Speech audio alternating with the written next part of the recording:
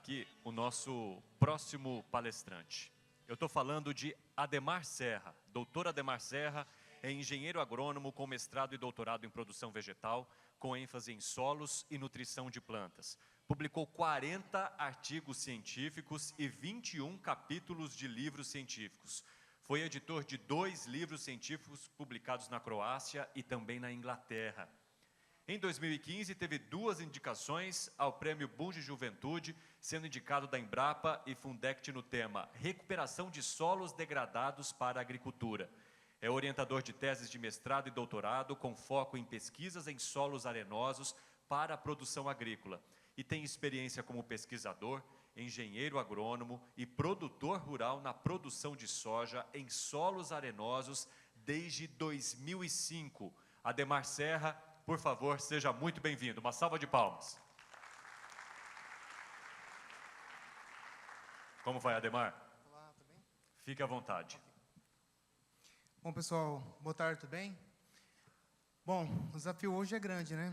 Depois de um ano complicado, né? De 2023, 2024, que é essa safra passada, com estiagem, com baixa produtividade, né, principalmente nessas nossas regiões do Bolsão, regiões de solos arenosos, e também o sul do estado também passou por essas situações. Né, falar sobre tecnologias de produção de soja tem que ser bem, como se diz, desafiador. Então, hoje, pessoal, nós vamos comentar um pouco sobre tecnologias... Opa. Deixa eu me atualizar aqui.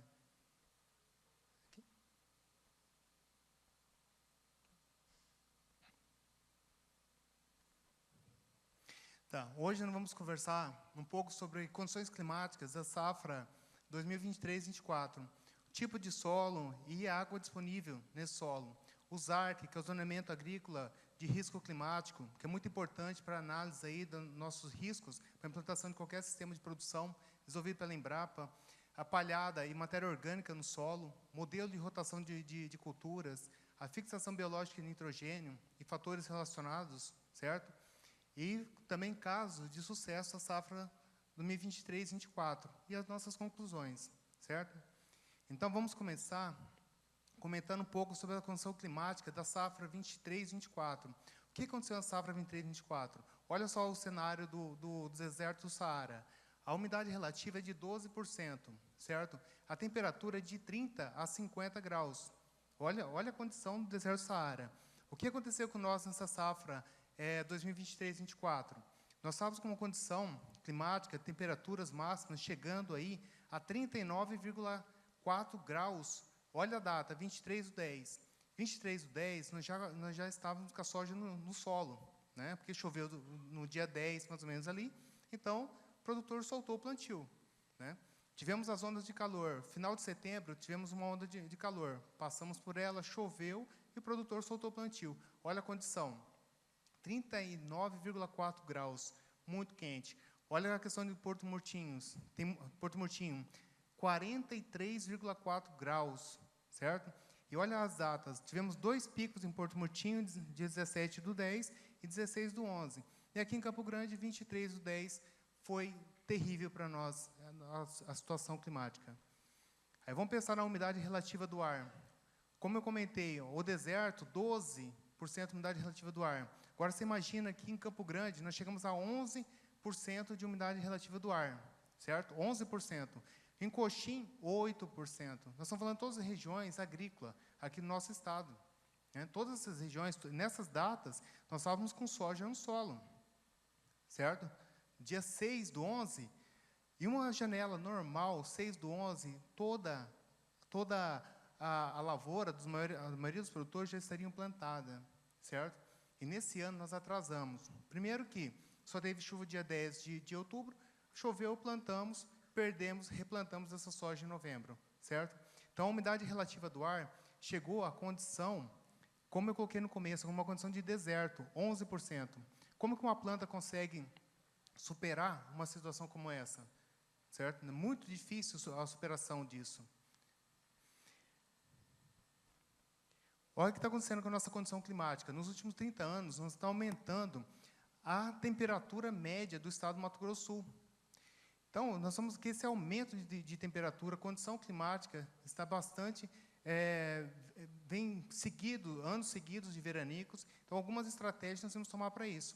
E hoje, o que está acontecendo? Nós abrimos praticamente todas as áreas que tínhamos uma condição mais favorável de solo, com teor de argila mais elevado, e sobrou para nós o quê? Solos arenosos, certo? Nós temos esse levantamento atualizado, 2023, Mato Grosso, nós estamos com 5,1 milhões de hectares de pasto degradado. Mato Grosso do Sul, nós estamos com 4,3 milhões de pasto degradado, certo? Então, nós estamos com 4,2 milhões de hectares de soja plantado nessa última safra e 4,3 milhões de pasto degradado nessas áreas com potenciais agrícolas. Quando eu faço potenciais agrícolas, não quer dizer só soja, certo? O potencial agrícola, podemos a diversificação aí de culturas. O cenário que nós... Aí, pensando nisso, olha, essa imagem embaixo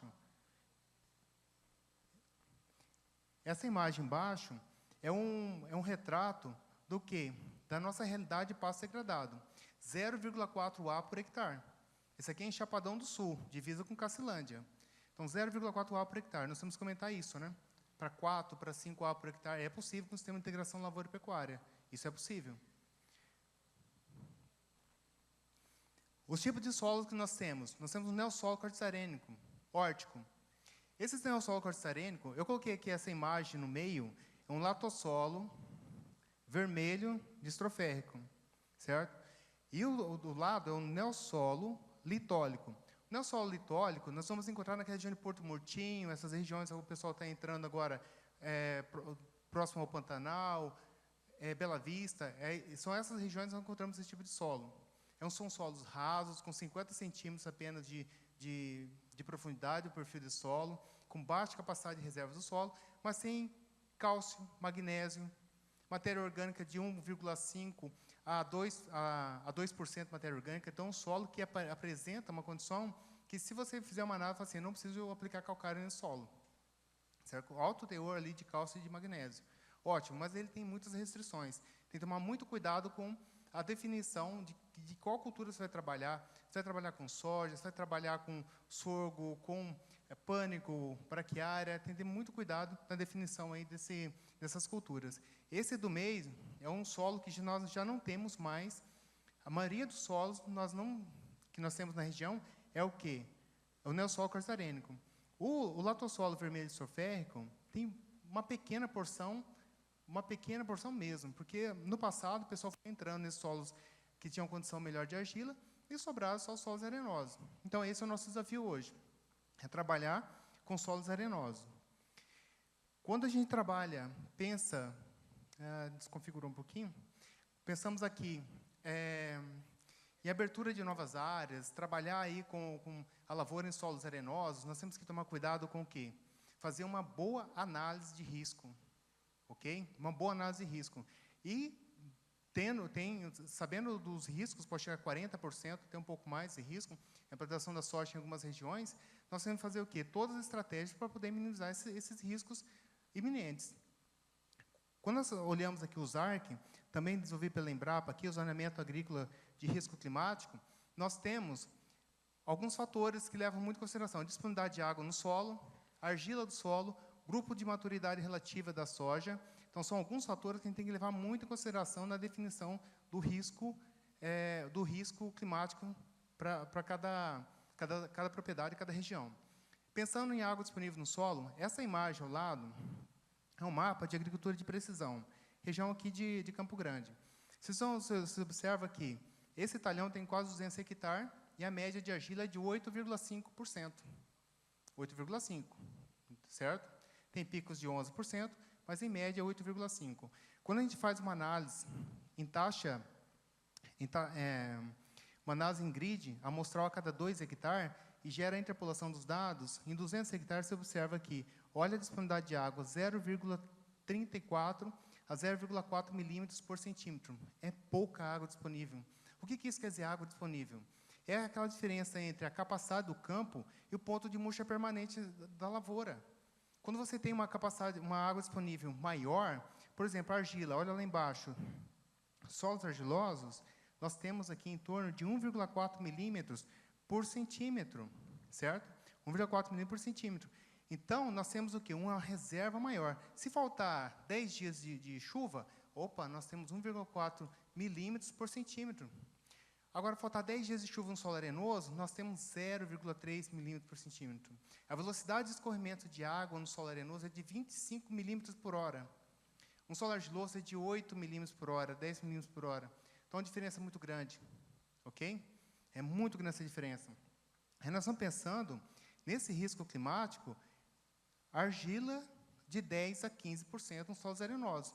Mas temos muitas áreas abaixo de 10% de argila nesses solos. A maioria dos talhões tem abaixo de 10% de argila. Agora, vamos pensar posicionamento de cultivares de soja. Por exemplo, olha o risco. Vamos reduzir esse risco? Então, vamos trabalhar com materiais que têm grupo de maturação, grupo de maturidade relativa, acima de 7,6. Sem trabalhar com materiais nessa condição climática que nós temos, nessa condição de solo abaixo de 7,6, que vai acontecer mais precoce. Eu quero trabalhar com a safrinha, o risco aumenta muito. Por que aumenta? Quando você tem um ciclo um pouco mais curto, a temperatura, ela acelera o metabolismo, faz o quê? Ocorra a maturação mais acelerada. Então, a soja fica pequena, baixa, com baixo potencial produtivo. Então, temos que cuidar disso aí. Então, só o fato, muito importante a gente levar em consideração os ARC, só o fato do posicionamento da cultivar, a gente já sai com uma porcentagem a mais na questão da chance de sucesso nesses empreendimentos. Então, como aumentar a água disponível no solo arenoso? Bom, já sabemos que o reservatório é pequeno.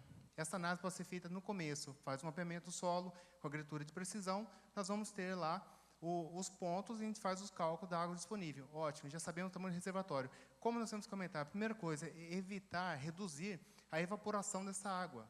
O reservatório é pequeno. Vamos evitar a evaporação dessa água. Como? A palhada sobre o solo. Certo? Então, nós temos o quê? Palhada sobre o solo. Essa área aqui, esses dois talhões, são talhões de primeiro ano de lavoura, divisa com Cacilândia, solo arenoso, primeiro ano. Olha a cobertura desse solo. Está 100% coberto, a gente não vê o solo, certo? Então, não pode ver solo no solo arenoso, você não pode enxergar. Você tem que plantar na palhada. Mas, para isso, o que a gente faz? A gente faz todo um sistema de abertura antes, um ano antes, tem a palhada consolidada, aí nós colocamos a cultura. Então, para aumentar a água disponível no solo, temos que ter o quê? Palhada sobre o solo, para evitar a evaporação, temos que aumentar a matéria orgânica do solo, porque a matéria orgânica tem a capacidade de absorver 20 vezes o peso dela. Então, se nós aumentamos a matéria orgânica do solo, nós aumentamos a capacidade de água disponível nesse solo. São alguns pontos importantes. A gente não altera a argila do solo, não vai alterar a areia, a gente não consegue ter influência nenhuma sobre esses fatores. O único fator que a gente consegue atuar para melhorar essa capacidade de produção desses solos é a matéria orgânica do solo, o carbono orgânico desse solo. Então, pensando nisso, há uma diferença grande entre palhada e matéria orgânica do solo, porque a palhada é só o que nós temos na superfície, certo? A matéria orgânica já é todo esse processo aqui, decomposição, até a estabilização dessa matéria orgânica, até que aparece na análise do solo. Quando você faz análise do solo, eu tenho uma palhada sobre solo de 10 toneladas por hectare. Mas isso não quer dizer nada, não aparece na análise do solo a matéria orgânica do solo.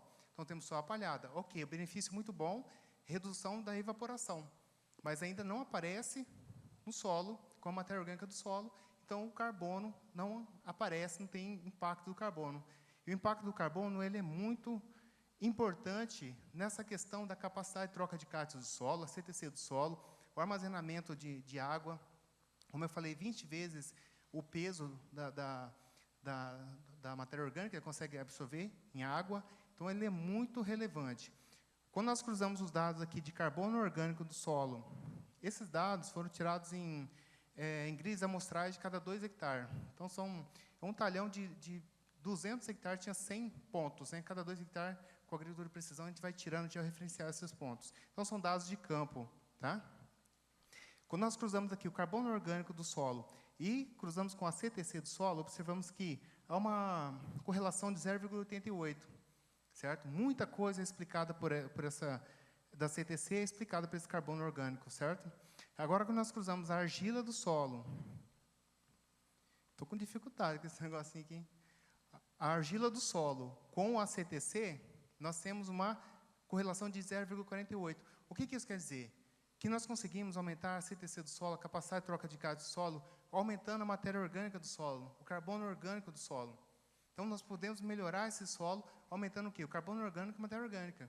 É onde nós conseguimos influenciar.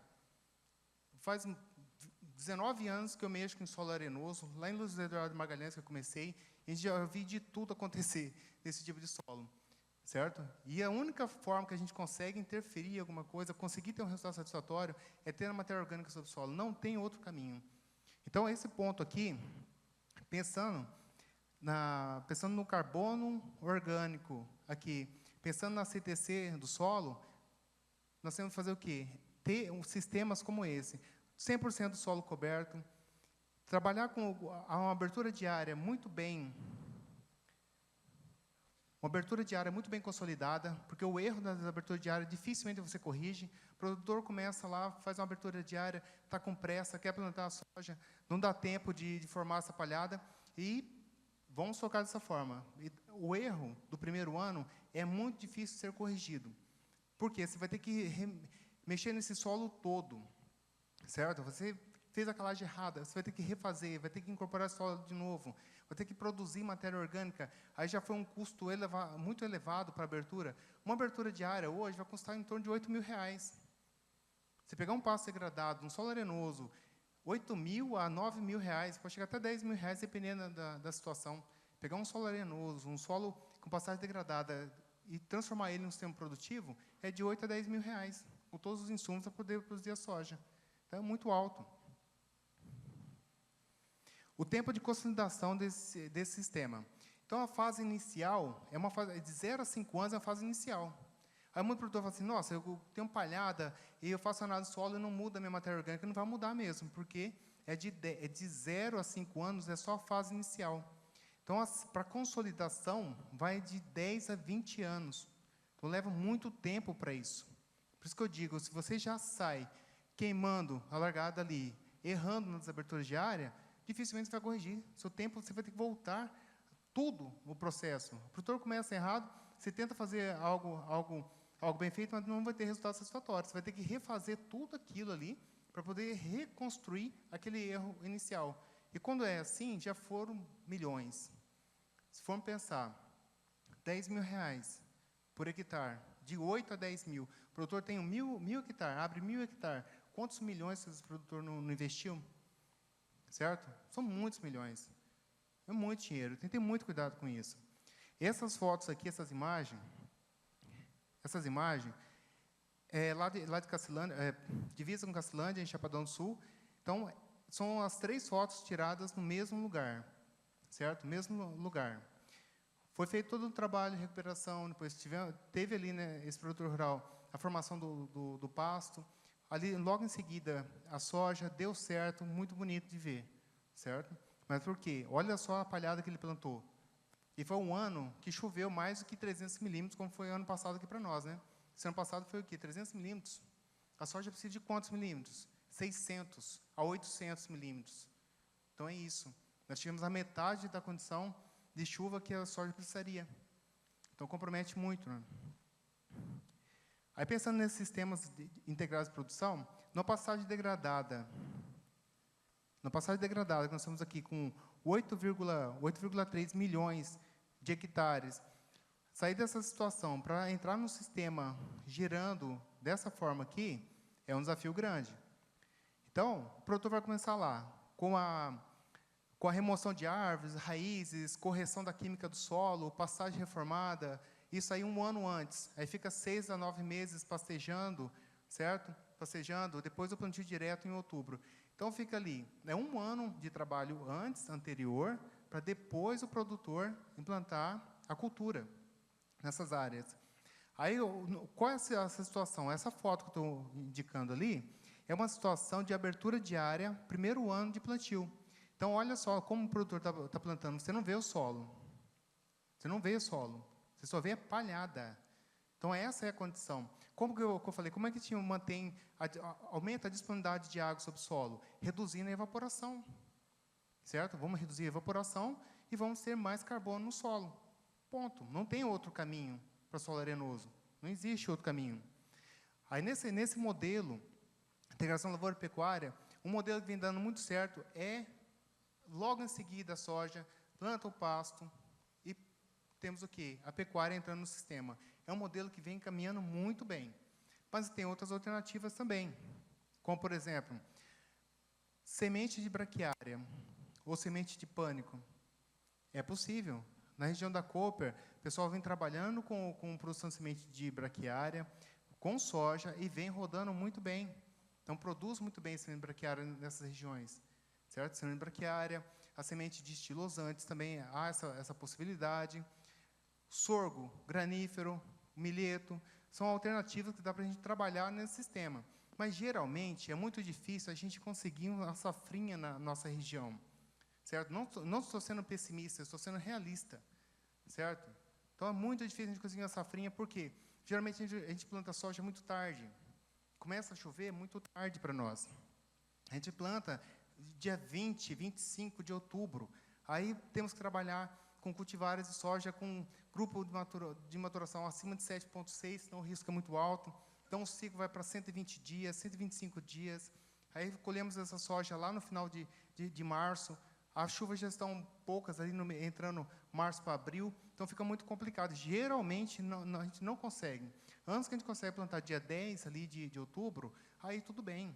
É possível trabalhar com uma safrinha de sorgo, mas o sorgo sozinho também não é interessante. É bom trabalhar, por exemplo, a braquiária decumbens junto. Colhe o sorgo e fica ali a braquiária, produção de matéria seca, produção de matéria orgânica. O estilosante é um material que eu considero ser muito importante para a entrada de nitrogênio no sistema. Em solos degradados, nós temos que entrar com nitrogênio. Como que faz para entrar nitrogênio? Leguminosa. Entra nitrogênio no sistema, ou você fazer adubação. Tirando a soja, o estilosante, para mim, é uma boa opção para a gente poder estar trabalhando. Olha só, a sua imagem fala por si, né? Olha só essa situação. Solo arenoso, sem estilosante, com estilosante. Olha a diferença. Olha no visual você já observa. Porque ele abriu a área fazendo o quê? Trabalhando, colocando nitrogênio no sistema. A deficiência de nitrogênio na soja ela é grande. O pessoal fala, poxa, deficiência de nitrogênio na soja, como que isso é possível? É grande a deficiência de nitrogênio. Porque está trabalhando com baixa matéria orgânica, 1,5% de matéria orgânica nesse solo, 1% é o normal. Quando você abre a área, passa a grade, você decompõe a matéria orgânica, você queima, vai para 0,9% de matéria orgânica, é quase nada. O carbono cai. A CTC, capacidade de troca de cátions do solo, cai junto com o carbono, como eu coloquei naquela correlação anterior. Então, são impactos muito grandes. E nesse modelo, sem estilosante, olha só a situação e com estilosante. É totalmente diferente, a produtividade é totalmente diferente. É um caminho muito interessante para colocar nitrogênio no sistema. Aí nós vamos pensar aqui, estilosante, em torno de 200 a 300 quilos de nitrogênio por hectare. Bastante.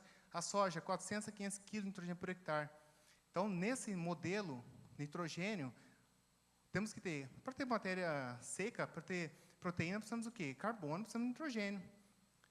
Certo? O que acontece pegar um pasto degradado e reformar esse pasto degradado? Nós temos o seguinte, vamos reformar. No primeiro ano, a decomposição daquela matéria orgânica que tem, aquele carbono no solo, libera muitos nutrientes. Então, o produtor vai lá, coloca fósforo, coloca calcário, libera muitos nutrientes e o pasto vem bonito.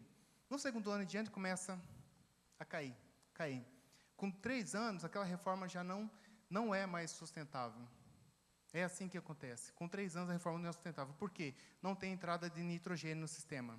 A partir do momento que você coloca uma leguminosa, você coloca nitrogênio no sistema, é totalmente diferente. Quando você observa na integração lavoura-pecuária, a produção de forrageira após a soja é impressionante. Nessa época do ano, fica verde. Porque o teor de proteína é alto, nitrogênio. Tem nitrogênio porque a soja coloca 400 a 500 quilos no sistema de produção. Lógico, exporta muito, mas deixa muito também. Então, é uma combinação muito boa. Estilosante, para mim, eu vejo como uma alternativa para a gente poder entrar, colocar nitrogênio nesse sistema de produção, ter uma sustentabilidade aqui, colocando nitrogênio, colocando carbono, aumentando o carbono orgânico total, aumentando a matéria orgânica desse solo.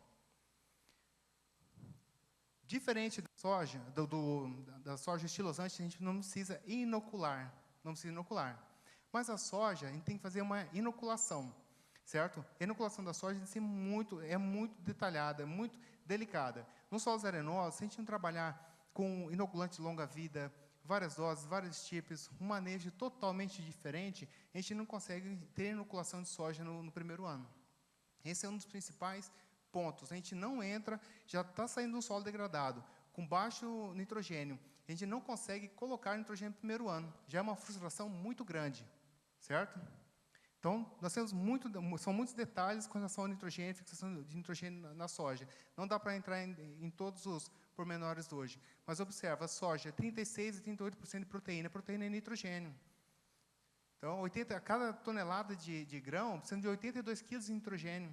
Quem fornece isso? Imagina se a gente for adubar com ureia, né? Precisaria de muitas toneladas e mesmo assim não dá resultado satisfatório. Matéria orgânica. Quando a gente faz esse talhão também são 200 hectares, o mesmo talhão anterior, são 200 hectares. Quando você faz uma análise do solo, os fatores que influenciam na fixação biológica.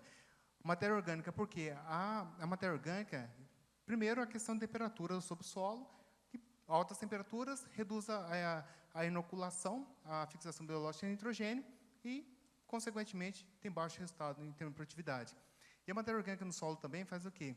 A colonização desse solo com as bactérias bradyrhizóbium. Azospirilo, não consegue fazer isso.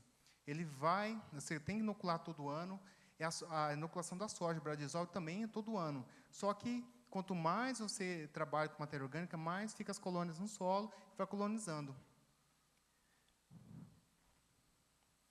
O que acontece aqui? A questão da inoculação. Um solo descoberto, aquilo ali é a realidade, tá? O solo ali com 8% de argila, certo? 8% de argila, o neossolo quartzarênio órtico, essa é uma realidade. Agora, quando você trabalha sem a cobertura, chega a 50 a 60 graus a temperatura sobre o solo. Quando você trabalha com a cobertura, isso reduz para 28 a 35 graus. Então, o bradyrhizóbio, a inoculação, ela acaba quando você tem alta temperatura. Não consegue, mesmo usando inoculantes de longa vida, com proteção, ela não consegue manter. Vamos pensar agora fatores que influenciam a fixação biológica de nitrogênio. Olha só, o pH do solo. Quando nós trabalhamos com pH, um detalhe, como se diz, inicial, né, seria pH do solo, básico. Quando eu trabalho com o pH do solo, ele interfere muito na eficiência da nodulação. pH acima de 5,1, a gente tem uma capacidade de em torno de 375 quilos de nitrogênio fixado por hectare. Quando você tem pH abaixo disso, você já reduz uma capacidade de 129 a 223 quilos de nitrogênio por hectare. Ou seja, precisamos de 80 quilos por tonelada de grão. O potencial produtivo ele já para por aí. Com pH, se você pegar uma análise do solo, pegar um mapeamento do solo e observar o pH, você já vai falar, opa, nessa área aqui, eu tenho um potencial de 70 sacos. Aqui, nos vermelhos, eu tenho um potencial de 27 sacos de soja por hectare, só com o pH. Não tem como ter fixação de nitrogênio sem que o pH seja correto.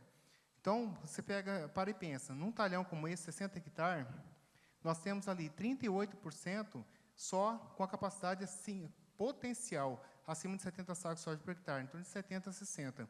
O restante é tudo abaixo de 40. Como é que produz soja dessa forma? Então, esses detalhezinhos, parece pH do solo, bobo, mas lá no campo, se você fizer um bom mapeamento, achar que está tudo igual, fazer uma taxa fixa. Vou fazer uma taxa fixa aqui, 4 toneladas por hectare. Mas, às vezes, precisa de 8 em alguns lugares, 30% da precisa de 8, outros lugares precisa de 1 tonelada só por hectare. Agricultura de precisão. Para mim, hoje, o trabalho na lavoura sem agricultura de precisão é algo que aumenta muito o risco de não dar certo. Então, é um risco muito alto. Porque nós temos que reduzir a questão de insumos, nós temos que racionalizar a questão econômica, e sem agricultura de precisão, não é possível. Se chegar lá, vamos aplicar taxa fixa por tudo. Como é que você corrige isso? Não há possibilidade. A gente não tem como trabalhar mais sem agricultura de precisão. Eu não vejo mais isso. A produtora fala, nossa, mas isso é caro, fazer análise de grid amostral a cada 2 hectares. Eu recomendo a cada 2 hectares. Cada 2, não, vou fazer cada 3, cada 5. 5 hectares, eu já nem recomendo isso, não dá interpolação dos dados, é a mesma coisa fazer uma taxa fixa. Então, fazer agricultura de precisão, por exemplo, como eu sugiro, cada 2 hectares, não é custo, é um investimento que o produtor está fazendo para não correr os riscos, né?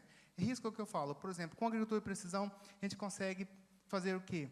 A água disponível no solo. Fazemos o cálculo da água disponível no solo. Poxa, nosso pH está abaixo de 5,5. Meu potencial de produção de soja é de 37 sacos de soja por hectare. Poxa, então vou corrigir aquelas partes lá, vou levar meu potencial para 60 sacos. Só simplesmente com um bom trabalho da agricultura de precisão. Então, isso daqui é básico. Isso aqui, produtor, e olha, fica bonito de ver, né? Todo manchado o solo. Mas é isso aí. A agricultura de precisão, esses mapeamentos aqui, eles são muito importantes para ter sucesso.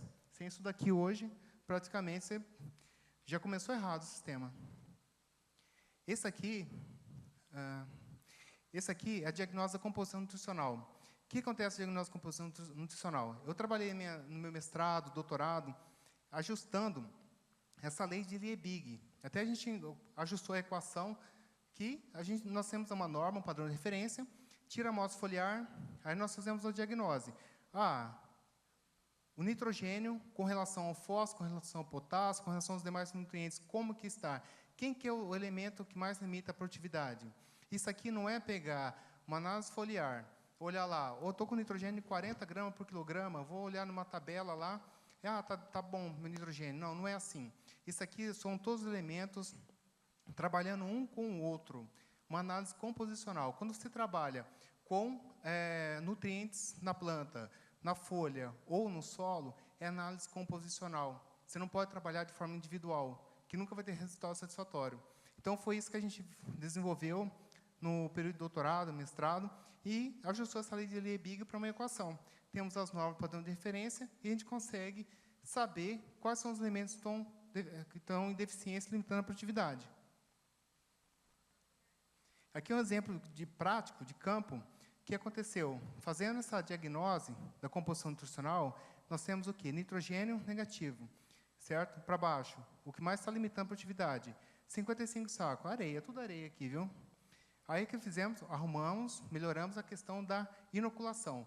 A questão da inoculação não é só aumentar a dose inoculante. Por exemplo, temos as enzimas L-hemoglobina, que tem uma eficiência grande na fixação do nitrogênio. O que nós temos que fazer? Ela demanda muito a questão do molibdênio. Às vezes a dose que o molibdênio está usando é baixa. Então, às vezes, a gente parcela essa dose de molibdênio para poder elevar essa eficiência de fixação de nitrogênio. Então, no ano anterior, estava dessa forma, no próximo ano, foi corrigido alguns fatores, melhorou. Potássio manteve a mesma coisa, ficou ruim, certo? Ficou negativo. Então, com essa abordagem aqui de balanço de nutrientes, o equilíbrio nutricional, a gente consegue ir manejando a lavoura e corrigindo ano após ano. Você vai só subindo sua produtividade, lógico, se tiver mais que 300 milímetros de chuva, né? Esse aqui é um caso de sucesso. É a fazenda Xodó, em Chapadão do Sul, divisa ali com Cacilândia, certo? Um amigão nosso lá. Então, é um caso de sucesso. Essa safra passada, 23, 24, a média, talhões com 74,5 sacos de soja por hectare na areia. 74,5. É um resultado fantástico, fantástico, porque foram 600 milímetros de chuva. Foi o mínimo que precisava, só que essa chuva foi distribuída, né, distribuiu bem. Então, foi desse modelo, 74,5, foi fantástico. Daí falou assim, pode colocar lá na palestra, lá, a fazenda, que não tem problema não. Mas foi bem bacana, para o pessoal ver que é possível, né? Fazendo um bom manejo, corrigindo certinho, lógico, precisamos no mínimo de chuva, né? A gente consegue ter um resultado bem satisfatório. Aí, nessa diagnose da composição nutricional, o que aconteceu? O ano passado estava dessa forma, o enxofre estava baixo, o boro baixo, o zinco, essa foi a ordem de limitação. E foi corrigindo. Aí foi lá, aplicou o gesso, zinco, boro, melhoramos ali a questão do nitrogênio. Isso fez o quê? o ano passado fazia 58 aberturas diárias e depois foi 74 sacos. É fantástico o resultado. Considerações finais. A mensagem que eu digo para vocês, com essas mudanças climáticas, com todo esse cenário, e como nós não vamos parar de abrir novas áreas, temos que incentivar isso mesmo, abrir novas áreas, seguir aí essa recuperação de pastos degradados, mas nós temos que ser muito conscientes, temos que fazer o quê? Uma análise de risco muito bem feita desses locais. Temos que ter uma análise de risco. Vocês viram no começo? Fiz uma análise de risco usando o ZARC, que é o sistema da Embrapa muito bacana, certo? Água disponível no solo, arenoso, a gente tem que saber, o reservatório ele é pequeno, então é bem pequeno. Se faltar muitos dias, vai complicar, porque não tem de onde tirar água. O que temos que fazer é o carbono, temos que aumentar a matéria orgânica no solo, aumentar carbono, não abrir a área de forma intempestiva, digamos assim.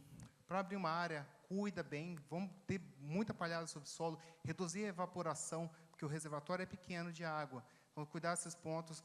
CTC do solo, capacidade de troca de cátions. Se não tiver capacidade de troca de cátions, todos os nutrientes vão ser lavados e vai para o mar. Essa é a ideia. É aquela ideia, se não tiver CTC, não tiver fotossíntese, não existe, né? Não existe vida. Então, temos que aumentar isso aí. Como que a gente aumenta? Só tem uma forma no solo arenoso, é o quê? O carbono orgânico, matéria orgânica, certo? E nitrogênio. Sem entrar nitrogênio nos sistemas de solos, de passagem degradada, sem a entrada de nitrogênio, ou com estilosante, ou com a soja muito bem feito, não tem como ter sustentabilidade desse sistema. Não há como produzir. Obrigado, pessoal. Ademar, muito obrigado. Peço que você acompanhe ali da plateia e depois eu chamo você novamente para participar do nosso debate.